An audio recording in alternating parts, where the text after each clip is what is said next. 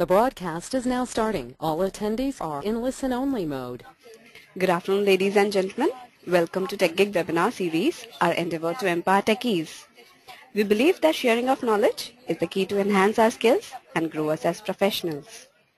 With this principle in mind, we have initiated a series of webinars conducted by industry experts to give you all a crisp insight of various domains. The topic of today's session is Shortlist Your Employer. Acquire soft skills to achieve your career and leadership success to excel as a CEO. And our guest speaker today is Professor M.S. He is the founder, MSR Leadership Consultants India.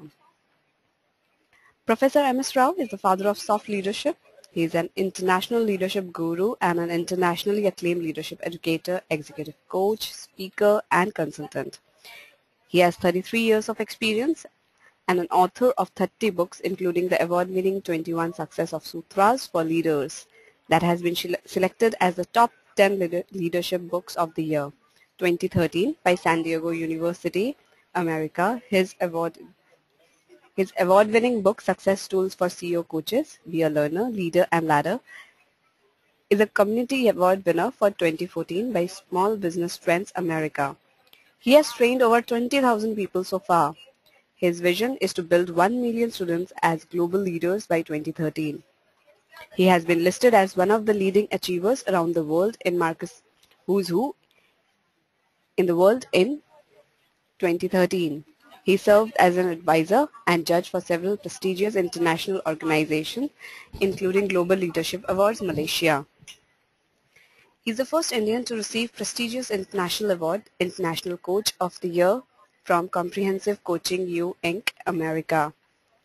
He is the first Indian to share his leadership wisdom in a podcast interview with prestigious Dose of Leadership podcast, which is one of the leadership podcasts in iTunes. He coined an innovative teaching tool, Meka's Method, Leadership Training Tool 11E, Leadership Grid, and new leadership learning tool, Soft Leadership Grid. Based on his new leadership style, Soft Leadership, copyrighted with Jose Bass, America.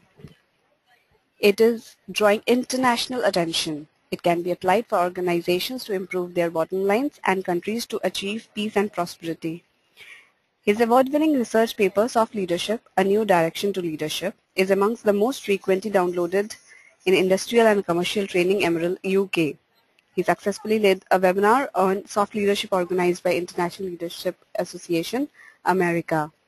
He has been honored with photos on the cover pages of prestigious international magazines like The Leaders International, Malaysia, October 2012 issue, and on the cover page of prestigious international magazine, African Leadership Magazine, September 2013 issue.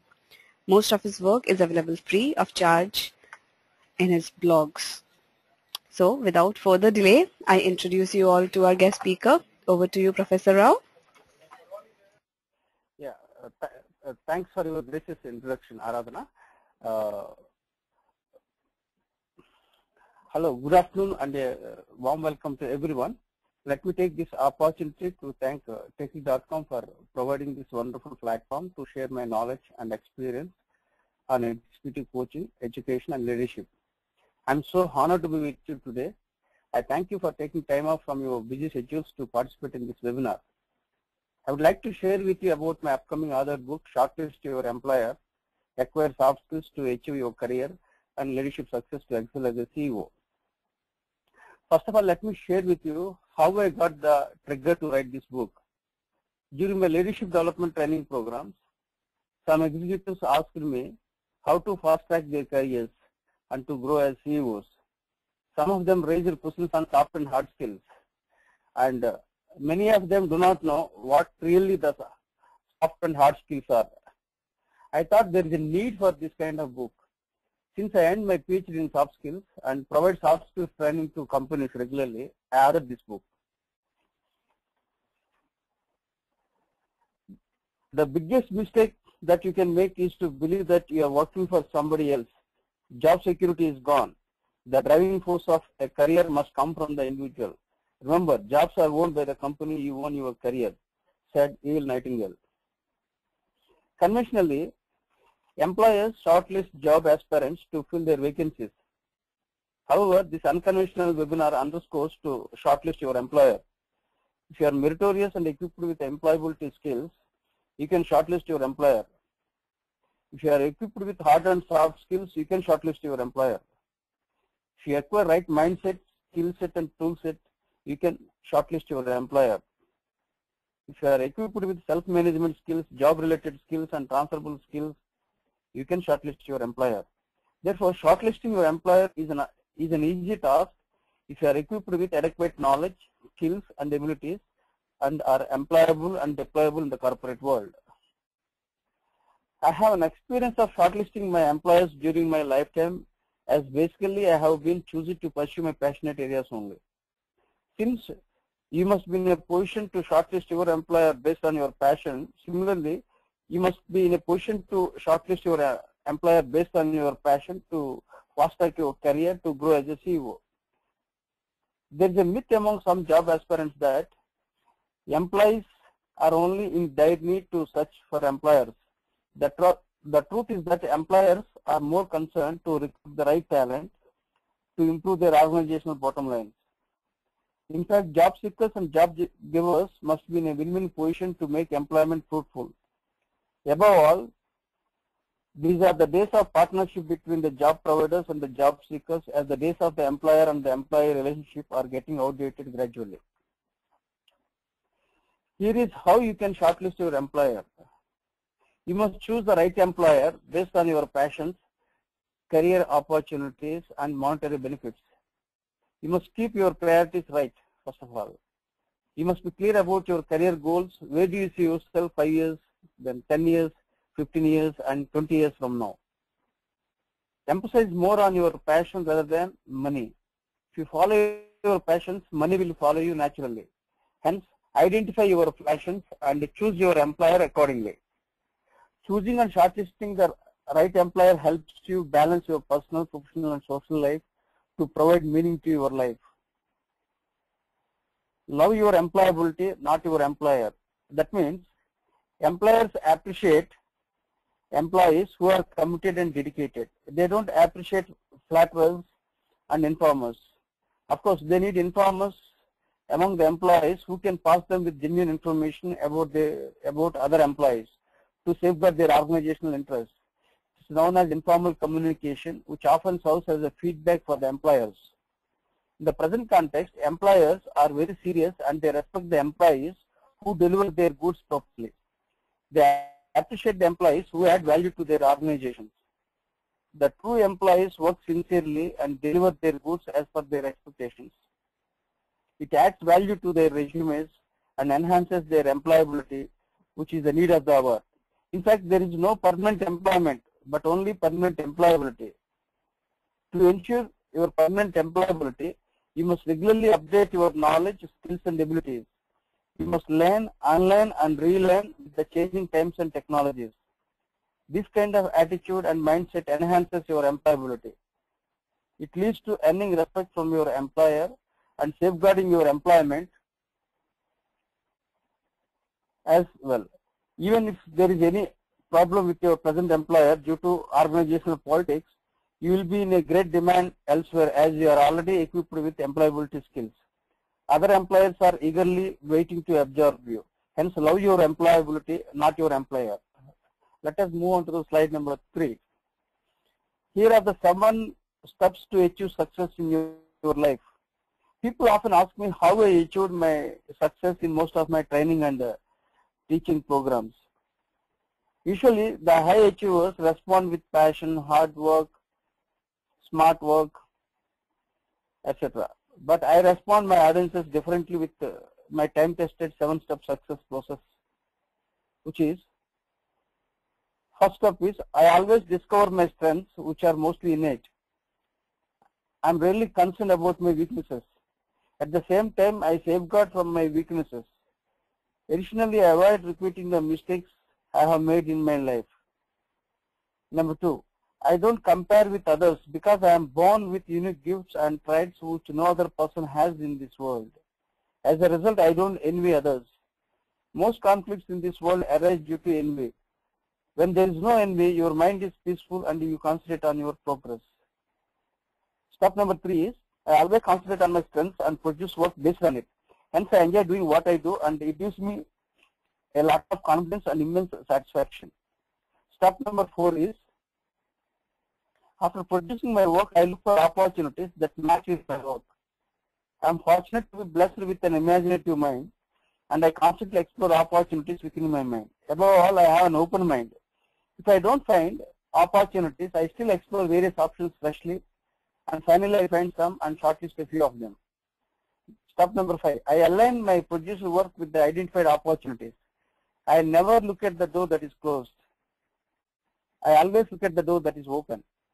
I strongly believe in Winston Churchill's quote, the pessimist sees difficulty in every opportunity, the optimist sees the opportunity in every difficulty.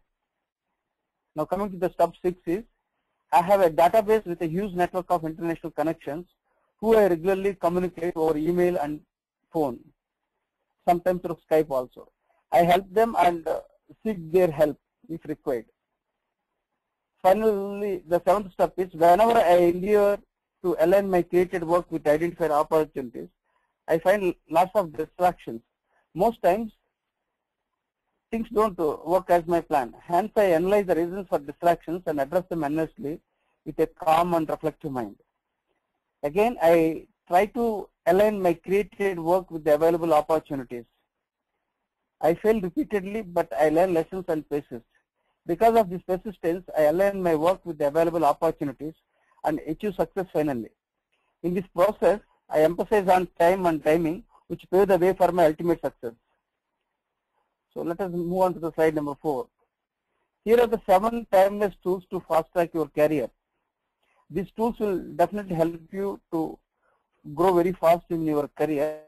So let me speak about them. First of all, let me know how I got this idea of sharing these 7 timeless tools.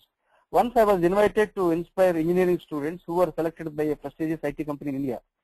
I shared them some corporate challenges and enlightened them certain tools. Here are the tools. Tool number 1, you have only permanent employability, not permanent employment. As long as you learn continuously to update yourself, you will have employability. The day you stop learning, you lose your employability and employment as well. Hence, strive hard to acquire knowledge, skills and abilities regularly to excel in your career consistently and constantly. Career tool number 2. Who wins at the end of the race counts, not who leads in the beginning of the race. There are leaders who tasted early success in their lives and finally hit lows in their lives, resulting in incognito. Early success often beats excessive ego. They take success for granted, leading to ultimate failures and downfalls. Hence, make sure that you continue leading in the race of life by learning lessons from time to time to sustain your success. Tool number 3. You will come across 3 kinds of individuals in the world. The below average individuals often talk about individuals. The average individuals often talk about issues. The above average individuals often talk about ideas. Hence, associate with above average individuals who will be part of solutions rather than problems. Also, it helps you join elite achievers to achieve great success in your life. Tool number 4. You are hired because of your hard skills and fired due to dearth of soft skills. Most people have hard skills, which are also known as technical skills and domain competence, but they fail to express them properly due to dearth of soft skills.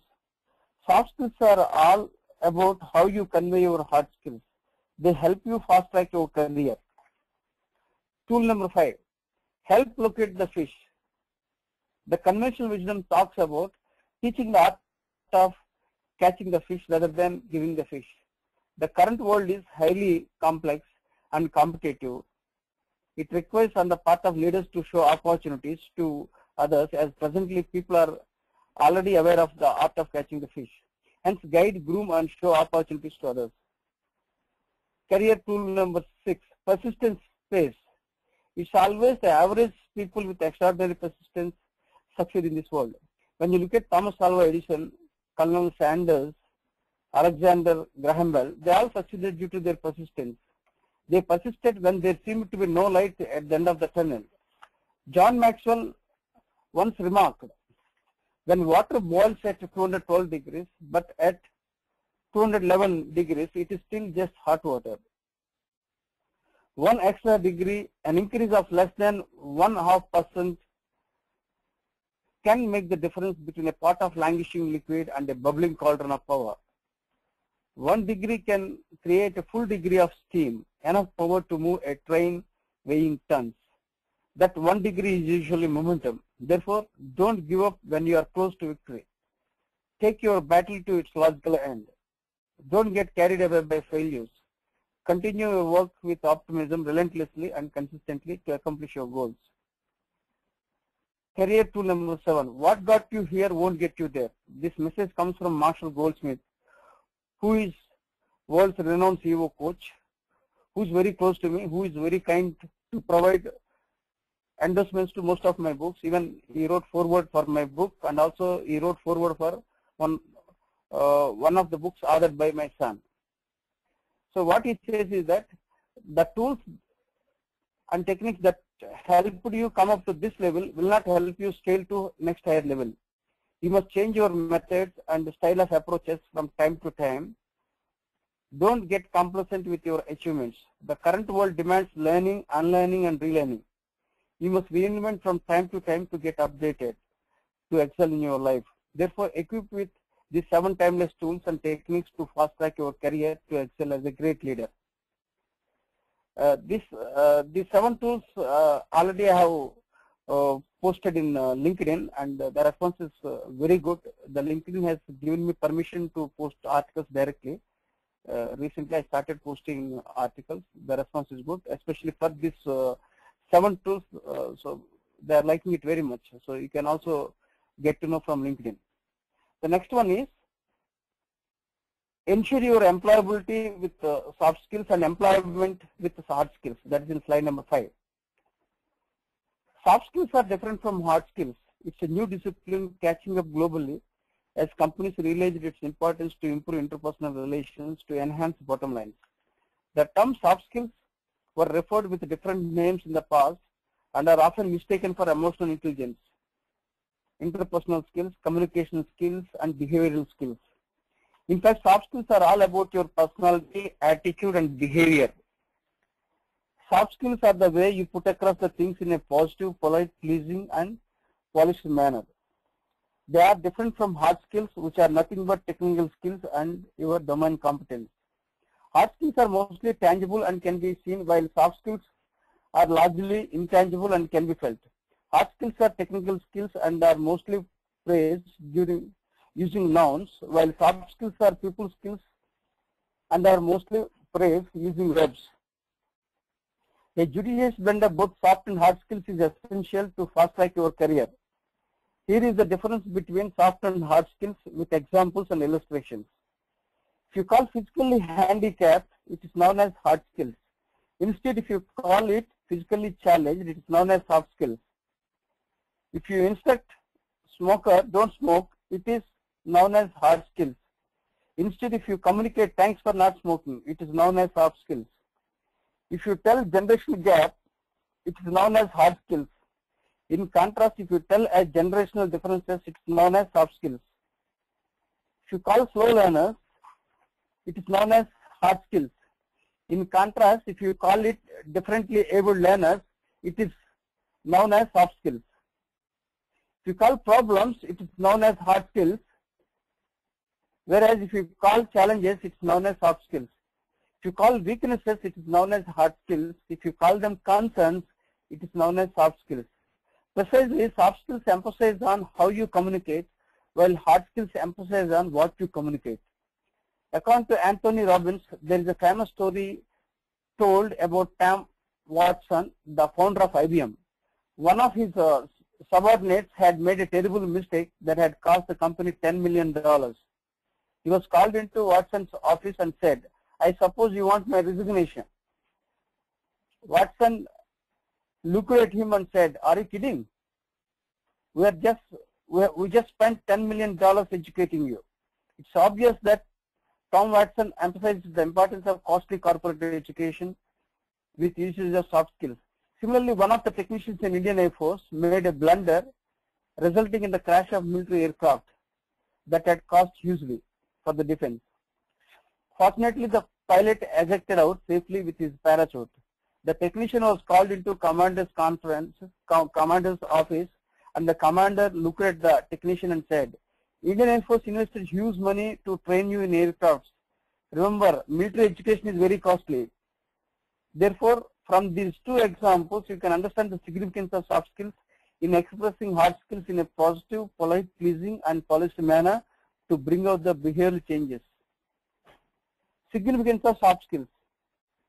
There are a number of advantages out of soft skills.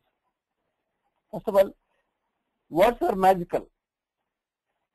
If you know how to articulate them effectively, politely, and pleasingly, you can get your task executed effectively. You can come out with flying colors irrespective of the industry and the sector you are into. You can avoid ill will among the people. With soft skills, you can easily manage organizational politics and present things in a positive perspective by changing your behavior as per the situation. You can develop emotional intelligence quotient and assertiveness, which is an ingredient of soft skills. You can gel well effectively with your superiors, peers, and subordinates in the workplace. You can get along with various personalities at the workplace. You can manage conflicts effectively. You can be in the good books of others with your corporate etiquette and with your pleasing, polite, and polished communication. You not only ensure corporate survival, but also fast track your career. Finally, you can achieve your productivity and performance. With hard skills, you can manage your boss, and with soft skills, you can lead your boss. Integrate hard skills with soft skills. You can present hard skills in your resume while you can demonstrate your soft skills during your employment interview. Employees need 3 skills: job-related skills, transferable skills, and self-management skills to grow in their career. Hard skills can be compared with job-related skills, while soft skills with transferable skills. These soft skills are transferable skills that are useful irrespective of the industry and the sector you are into. You may not need your hard skills over a period of time, but you certainly need soft skills throughout your career. In fact, you need them more as you reach senior positions. In slide 6, we will talk about building your career capital. Career capital is the ability to build your career consistently to be marketable in the job market in the current global context. It is essential for employees to build their career capital cumulatively by learning from various sources such as training and development, practical exposure, and pursuing courses. Career capital is a true capital. It's a soft asset to employees, paving the way for hard capital. Employees with career capital are constantly on the lookout for opportunities. They have strong business acumen and build high internal locus of control. Additionally, they are in an advantageous position as employers can't fire them. Career capital and Gen Y. Presently, Gen Y is highly ambitious and appreciates preferring career to job and career to money. They are willing to postpone their marriages and are ready to sacrifice their personal lives to build their career capital. They strongly believe that if their career capital is strong, the rest of the things will fall in line. They crave for coaches and mentors who can train and groom them into leadership roles and responsibilities. They appreciate continuous learning and constant feedback. They job hope as they don't want routine. They want something different. Here are the tips to build your career capital to fast track your career. Be specialized in your passionate area. Continuously work hard in it for 10,000 hours to excel as a professional. Do research in your area of interest regularly to stay ahead of your time. Blog to share your knowledge, write articles and research papers and get them published in prestigious publications. Acquire new skills and abilities regularly. Share your knowledge and network with others to get to know the happenings. Showcase your skills and abilities regularly. Participate in conferences, meetings, and trade meetings to interact with the professionals from your domain. Come out of your comfort zone to explore new areas in depth. Acquire breadth of knowledge in diversified areas and depth of knowledge in your core area to build career capital as well as your brand. develop the attitude as a consultant rather than as a contractor. The knowledge workers fall in the category of consultants, while the manual workers fall in the category of contractors. It's the knowledge workers who emphasize more on career capital, and it's the consultants who emphasize more on career capital. The champions of career capital treat it as a true currency rather than the conventional monetary currency. On slide C, we will talk about excelling as a CEO. When we take the example of Winston Churchill, he proved as a wartime hero.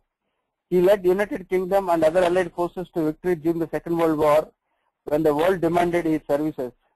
He was a great hope to the world when the world was about to be overtaken by Germany and other Axis forces. Churchill was persistent and hopeful about victory. He inspired, showed the direction, led from the front, and achieved victory. Unfortunately, same Churchill failed to win at home during the peacetime. It is obvious that expectations and aspirations of the people change, and hence the leadership changes. At the same time, leaders must also change with the prevailing ground realities and adapt quickly to reinvent themselves. Warren Bennis unveiled that adaptability is essential for leadership effectiveness and success. Leaders must change quickly to adapt to new contexts to stay relevant to ensure longevity. The leaders and CEOs must take time off from their busy schedules to undergo executive coaching to change their behavior to improve organizational bottom lines. One behavioral change in a CEO can bring out drastic improvement in the organizational bottom lines.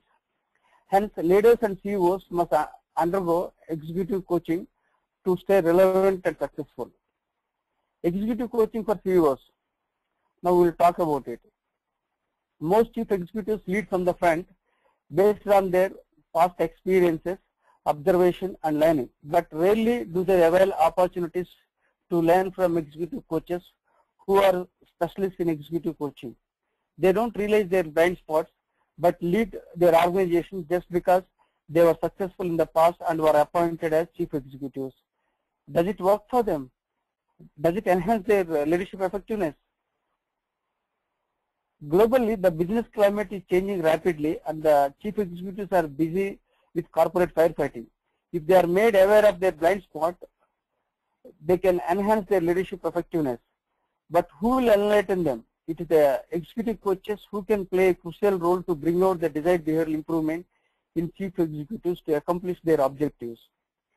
Apart from the retirement of CEOs who are mostly baby boomers, there is a decreased rate of longevity of chief executives globally, which is a cause for concern. According to Harvard Business Review, 2 out of 5 new CEOs fail in their first 18 months on the job. Hence, there is an urgent need to keep fresh talent ready through executive coaching in the senior leadership position to avoid any kind of organizational eventuality. Now, I will discuss about inspiring women to excel as CEOs. Unfortunately, women are not being encouraged into leadership roles and responsibilities, and it's very sad to note. And it's time for us to encourage women to become leaders. If we start encouraging now, hopefully, in the near future, we will have more women leaders, and we can have better society. Swami Vivekananda once remarked, "There is no chance of the welfare of the world unless the condition of women is improved. It's not possible for a bird to fly on one unless the condition of women is improved."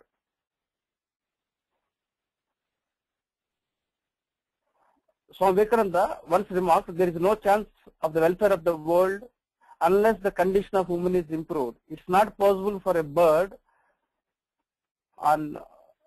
fly on one wing." So that means a bird needs 2 wings to fly. So that means the society needs the cooperation from both women and men to grow fast. So that's what he implied. Besides, the research shows that there is a gender gap prevailing in organizations globally, and it's more in Indian companies where the female CEOs are a few in percentage. There are various reasons for this challenge. Firstly, there is a perception towards women as there is much more tendency to take something that has gone wrong and generalize it. When a man does something stupid, people say, "I am not going to hire him again." When a woman does something stupid, people say, I am never going to hire a woman again. Secondly, there is a prevalence of a glass ceiling where women are not allowed to rise on par with men at each level of management. It's more acute in senior level management. Mostly the glass ceiling is not seen but felt. Thirdly, women are still considered weaker sex who can't make decisions effectively. Therefore, it is essential to break these barriers. In fact, women are symbol of patience, virtue, kindness, tolerance, flexibility, and forgiveness. They are good at emotional intelligence, interpersonal skills, and assertiveness. Above all, they are good at soft skills. They think coolly and logically to make decisions. Hence, their success rate is higher than men. Eleanor Roosevelt once remarked, a woman is like a tea bag. You can't tell how strong she is until you put her into hot water. Now I will discuss about building women CEOs in India. Indian women must occupy top management space, especially C-suite positions and CEOs. There are ample opportunities for everyone. In fact, gender is not a major issue. Indian women must demonstrate fire in their bellies to break the so-called glass ceiling to make it big. They must realize that everything comes at a cost. There is no free lunch in this world. Opportunities will not be thrown at them. On the other hand, they must explore and grab the opportunities to lead from the front. You can't find women leaders in C-suite and CEO positions in overnight. The initiative must start at the lower level of management. If right steps are taken now, we can expect more women leaders in future. Hence, there is an urgent need to encourage women leaders at the lower level management. Let's move on to slide 8 and 9. In both the slides, I would differentiate between Indian and Chinese CEOs. When Satya Nadella became the CEO of Microsoft, the global media started praising Indian CEOs, and a number of articles have featured in prestigious international magazines and newspapers to analyze the reasons for Indians excelling as CEOs in America and other European countries. Especially Indian media was over the moon over Satya's international elevation. Research shows that BRIC countries, that means Brazil, Russia, India and China, will be wealthier than many current major economies by 2039. Presently, both China and India has second and fourth largest economy respectively. International media compared Indian CEOs with Chinese CEOs, as China is also emerging as a global economic power which is strong in many ways. It's a well admitted fact that the Indian CEOs excel better than Chinese CEOs in America and other European countries. Both Indian and Chinese CEOs are hardworking and ambitious. Indians have more number of knowledge workers than Chinese. Indians are strong in services sectors, especially IT and ITS, while Chinese are strong in infrastructure and manufacturing. For Chinese, there are opportunities available at home with exciting pay and perks. Hence, the Chinese talent doesn't consider migrating much to America, whereas the Indian talent migrates to America as there are fewer opportunities in India. Additionally, Indians encounter several challenges at home such as inadequate infrastructure, inferior workforce, bureaucratic bottlenecks, corruption and politicization. Here are some of the advantages Indians have an edge over Chinese. Indians adapt quickly to the environment. The Dean of Leadership, Warren Bennis, once remarked that adaptability is a key factor for leadership effectiveness and success. Additionally, Charles Darwin quoted, "It's not the strongest of the species that survives, not the most intelligent that survives. It is the one that is the most adaptable to change." Since Indians are very strong in adaptability, they excel in an alien land. Indians have familiarity with the English language. In fact, India has the largest speaking English population in the world. Hence, they have the ability to articulate effectively in the English language. Indians network effectively, thanks again to familiarity with the English language. Some of the Indian CEOs were educated in prestigious business schools in America, which helped them find acceptance, especially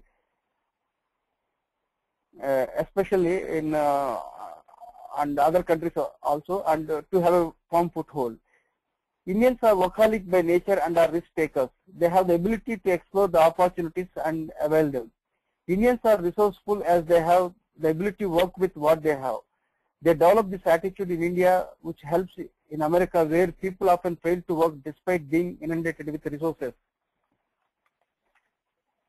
So you can see all these points on the slide. So let me also speak about them. Indians are familiar with the Western culture. They adopt Western culture partly in India. It helps them with cultural intelligence to create cultural chemistry and compatibility with America and other Western countries.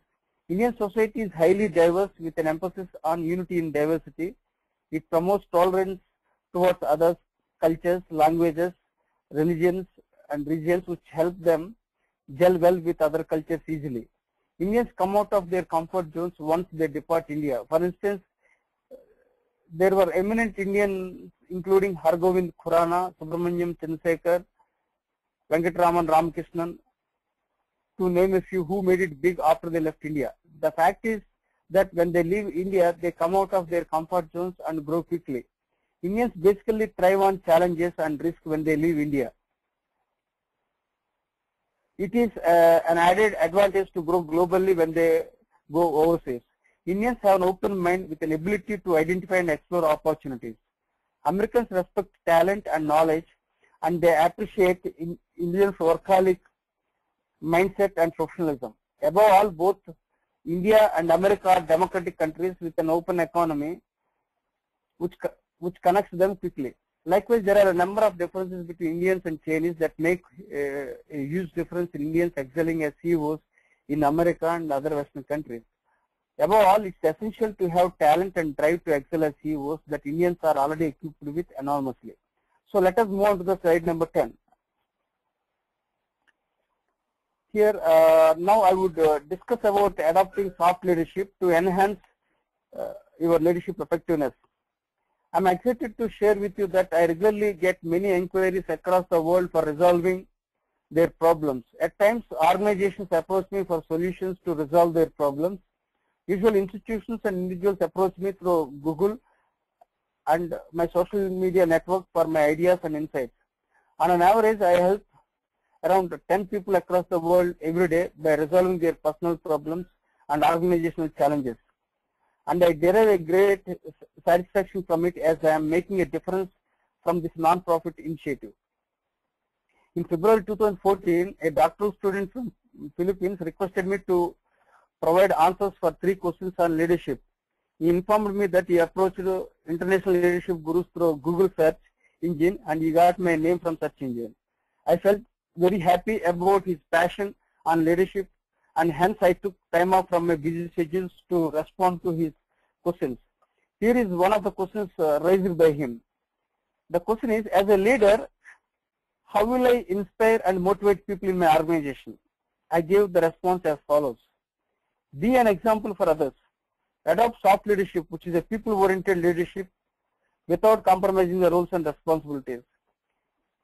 Here is an elaborative explanation of soft leadership coined by me, which is gaining international attention, acceptance, and application. Soft leadership consists of 11 C's, such as character, charisma, conscience, conviction, courage, communication, compassion, commitment, consistency, consideration, and contribution. It is leading through soft skills and people skills. It blends soft skills, hard skills, and leadership. It emphasizes on significance of precious human resources. It helps in managing the emotions, egos, and feelings of the people successfully. It focuses on the personality, attitude, and behavior of the people, and calls for making others feel more important. It is an integrative, participative, relationship and behavioral leadership model, adopting tools such as persuasion, negotiation, recognition, appreciation, motivation, and collaboration to accomplish the task effectively. Additionally, offer different strokes to different people. Find out the needs of the team members you lead and offer them as per their expectations. You can't adopt same tools and techniques to all people. You must adopt as per their needs and reciprocate accordingly. Above all, what worked in the past might not work presently. Therefore, you must reinvent your tools and techniques from time to time to excel as an effective leader. On slide number 11, I will talk about tips to excel as an ethical leader. Collapse of global companies such as Enron, Tyco, Lehman Brothers, WorldCom, Global Crossing, Imclone Systems, and UND Universal is due to lack of ethics at the top level. Hence, the business scholars are emphasizing on ethics in their course curriculum to create ethical managers and leaders to build a better business world. Here are some tips to excel as an ethical leader. Emphasize on the means, not ends. Be transparent to build your trust. Strive for goodwill, not for money. Don't be greedy. Look at your conscience and do what is just and right. Look at the issues from legal and ethical perspective. Ensure that the outcome is win-win. Emphasize on live and let live. Look at issues in a long view. Remember the cliche, what is right and what is wrong, rather than who is right and who is wrong. In the slide 12, I will talk about being a giver rather than being a grabber. You must be a giver to build a better world. I have a good friend of mine who is an acclaimed American author and an international speaker. We have friendship for the last 5 years and we value our relations profoundly. He endorsed some of my other books and wrote foreword for my book. We regularly exchange our knowledge over emails. In one of his emails, he mentioned that in America, relations are valued on reciprocal response. His viewpoint was thought-provoking and I decided to explore it to enlighten my listeners. There are various kinds of people in this world. Most of them expect from others without contributing anything. Worse, there are some who demand too much from others as if they had a right to ask for it.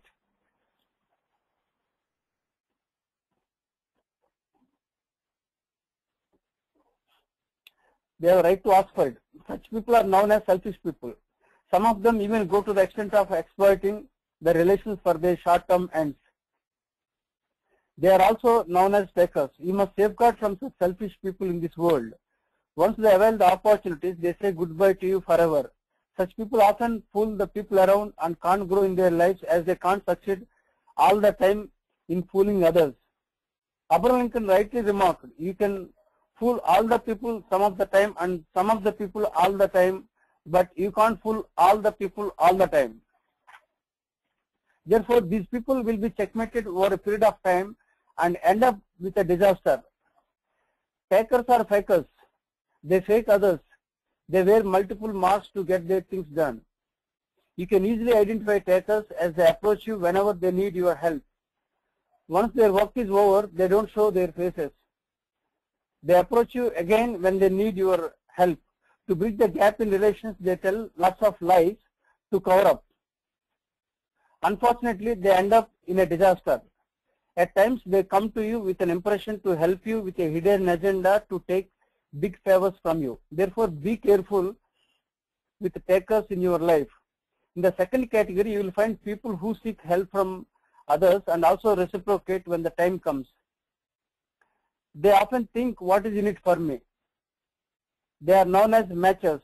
This category is somewhat better than the first category. Some of the people in this category will also have the attitude of gratitude, which is a healthy sign. They will regret if they are unable to help others who helped them in the past. The second category is better than the first category of takers. In the third category, you will find people in a limited number who always think of helping others. They are altruistic people and help others without any expectations. They are known as givers. Most times they are exploited by first category of people. In spite of being exploited by others, they still want to extend their hands to make a difference in the lives of others. They live like legends and remain like legends beyond their lifetime. If you look at leaders like Mahatma Gandhi, Mother Teresa, Martin Luther King, and Nelson Mandela, they were givers who lived like legends. When you diagram them into a pyramid, first category falls at the bottom, the second category in the middle, and the third category on the top of the pyramid, which is few in number. Most problems come to the people who are takers as they often exploit others. At times, they also demoralize the givers who want to help the genuine and the deserving people. Conflicts also tend to arise among the second category of people who expect reciprocal response from their relationships. They believe in the slogan of what goes around comes around. The conflicts can be averted in this world. Givers are transparent and clear. They are generous by heart and noble by nature. At times, givers are exploited by takers. They may also lose their interest to help and serve others.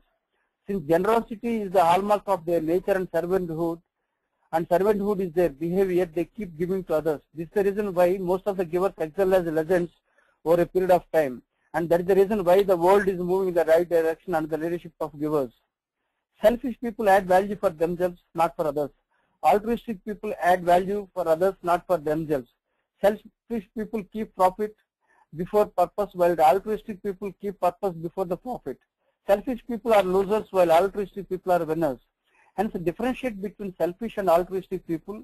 Stay away from selfish people and invite altruistic people to create a positive vibes to build a better world. Why I need to share these aspects with you is that you will be able to manage your time by focusing on the people who are really good, with whom you can take pride in crossing your path in your life. You also get great satisfaction by helping the deserving people who have the attitude of gratitude. Above all, you will be able to invest your precious time in the right people to create a utopian world. I shall pass this way but once. Therefore, any good that I can do or any kindness that I can show, let me do it now, for I shall not pass this way again, said William Penn.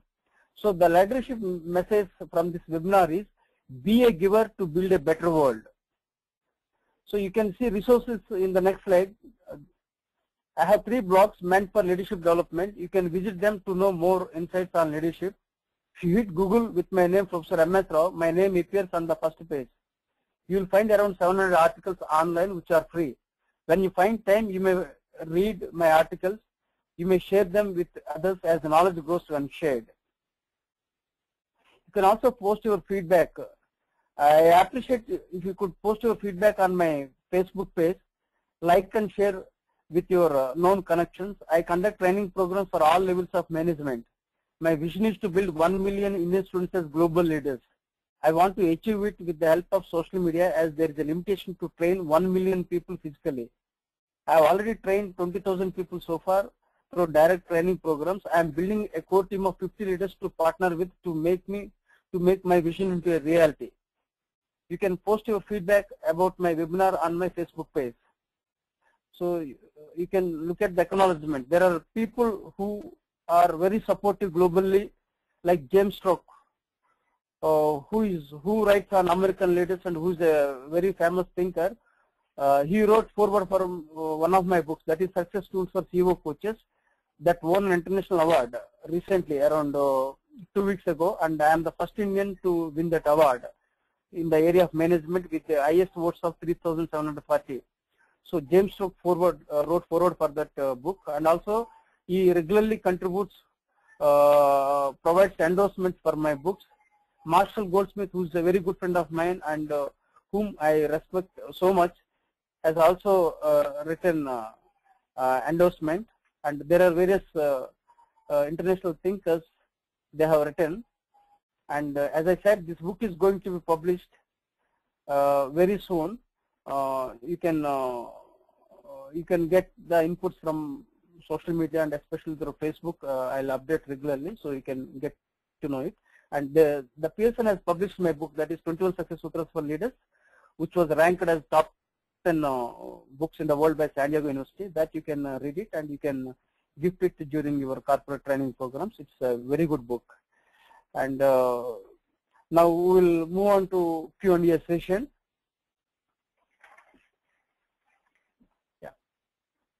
Now I'll address the questions. Thanks for the initial presentation, Professor Rao. Let's quickly take up the questions now, as you have just mentioned. I request you to read out the questions and their answers so that all our users may listen to your insights.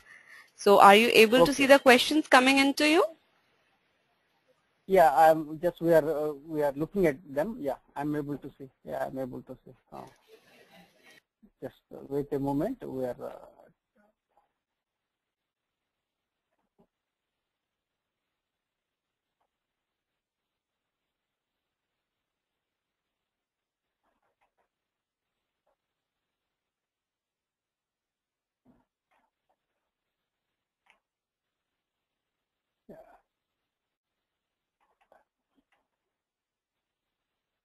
Yeah, I'm able to see them. Just I'll read one by one. Okay. So this one.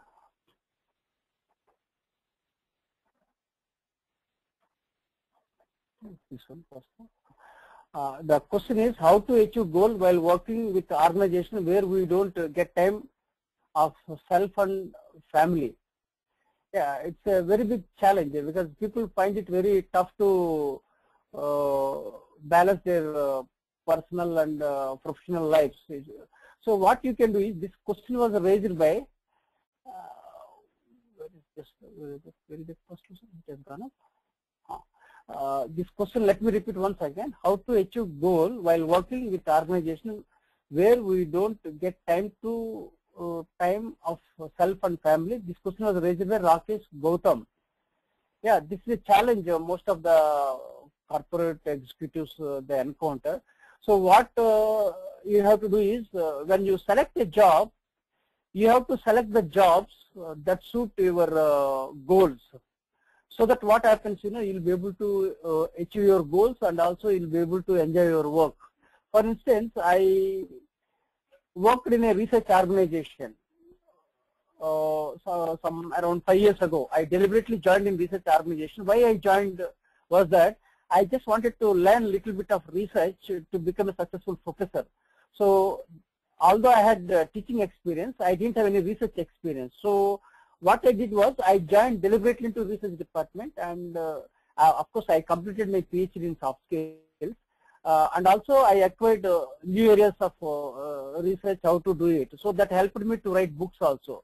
So what you have to do is, when you go for a job, you have to be very clear about your goals, and you have to choose the jobs that suit your goals. So by this, what happens, you can achieve your goals, and also it provides as a learning ground for your professional development.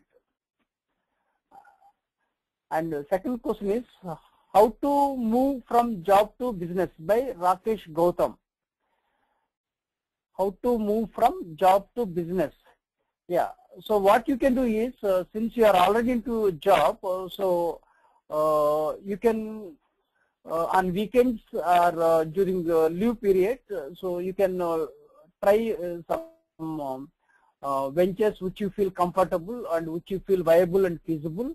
So you can start doing business in a slow manner, at the same time by working in the job. And if you feel that the business is looking up, then you can leave the job and enter into business. That's one way.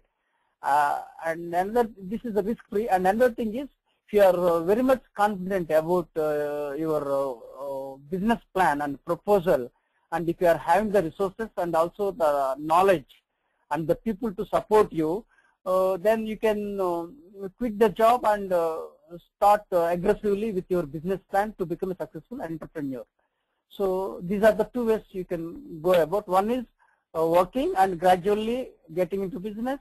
That's a safe bet. And secondly is leaving the job if you are very much confident about your business proposal. And next question is, sir, I find most people in competition, even my friends, and they get everything they wish. How to handle the situation? So this was raised by Guhare.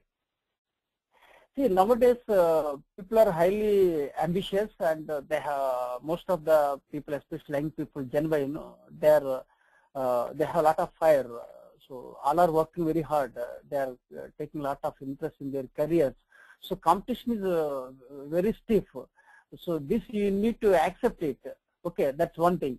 Whether it's a friend or whatever it is, competition has to be encouraged.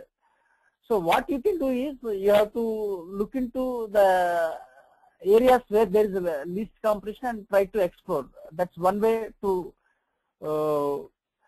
beat the competition. For instance, let me share my own example. I did my MBA. Then I wanted to do PhD. Then before doing PhD, I thought in management also there is a lot of competition. I thought, let me do something where there is no competition. Then I explored soft skills around 5 years back. 5 or 7 years back I explored, and I thought there would be bright future for soft skills, and very few people, maybe I don't know exactly, maybe 100 people must have done, I think. So I explored the area of soft skills and started doing PhD, and I earned my PhD in soft skills. So by this, what happened? There was no competition, and I'm still in great demand because I never entered into competitive areas. So if you want to beat the competition, the best thing is to enter into the areas. There are a lot of areas, where there is no competition. That you must spot. There is a concept known as blue ocean strategy and red ocean strategy. I think that may help you to some extent in this regard. So the next question is Subhash Parmar, who has asked, what are the elements of soft skills? Okay, it's about soft skills. Subhash has asked. Soft skills, people have a lot of myths all over the world. Nobody knows the clear definition of soft skills. And it's a pity that many even educated people, professors, they make a lot of mistakes by talking about soft skills. I was so much upset with many people across the world. Then, I wrote an article on soft skills and busting the myths of soft skills, and got an article published by American Society for Training and Development. That is an authority across the world.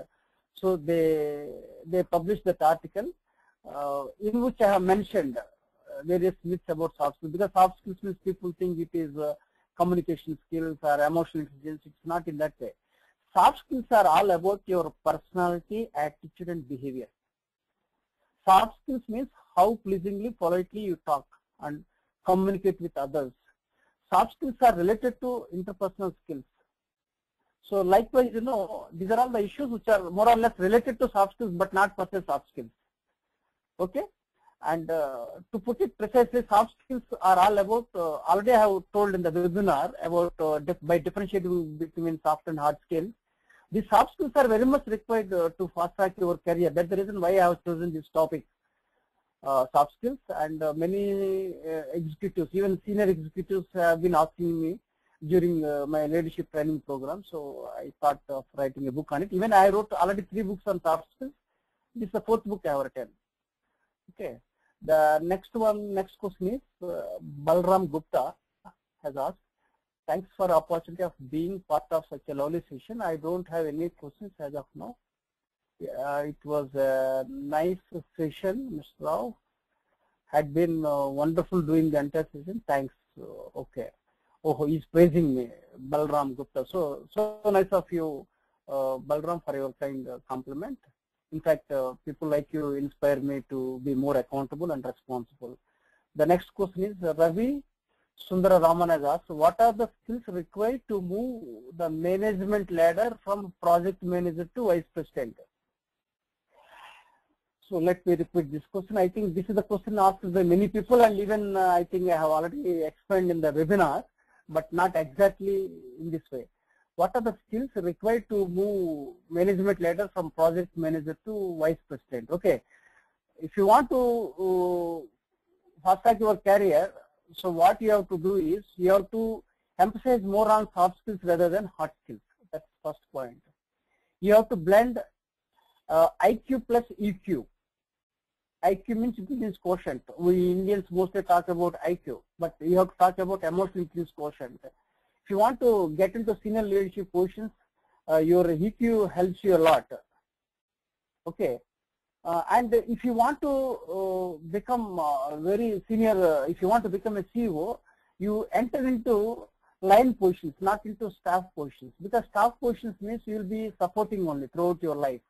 Line positions means there are the key areas, main areas. So when you enter into any corporate world, if you have ambition to become a CEO or a chief executive, you must take the first step that is the correct step. That is, you have to enter into line positions. Line positions means, I will give you a small example. In any education institution, teaching people can only become the principals, not the non-teaching people. Why? Because teaching people, they know everything. But other people, accountants, librarians, and they are also required. Everybody is required, but they become the staff positions, whereas the people who are into teaching profession, they become the line position. That means only the people into line position can become CEOs. So let me share one more example. In Indian Air Force, only flying pilot can become the Air Chief Marshal, not the officers from other areas like medical doctors or medical officers or equipment officers or technical officers. They can't reach the top position in Indian Air Force. Only the officers from flying branch can become the chief of the air staff. That means these people are into line position. So I think these two examples will help you take the right step, that is line versus staff position. So you must get into line positions, and you must learn, unlearn and relearn continuously to get into those positions. Next question is, a lot of questions have come. I am very glad. Due to time constraints, I have to request you to take the unanswered questions offline, which I will share with you through email. Professor Rao, if you would like to, before closing up, any last line that you would like to share with the audience, that would be great. You can do it now. Yeah, really, it's a wonderful.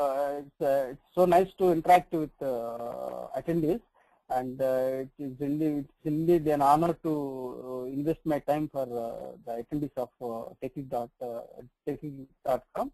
And I personally thank Aradhana for her kind cooperation and coordination. She put me totally comfortable, and she coordinated well. So I personally thank her for leading, for helping me to do this webinar well. And I also thank the attendees for their time and for making this webinar a very good one. And I'm very much happy the amount of questions that have come, that these people are very serious and very much interested.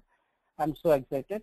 So I wish them all the best, and I thank them from the core of my heart, and I wish them good luck.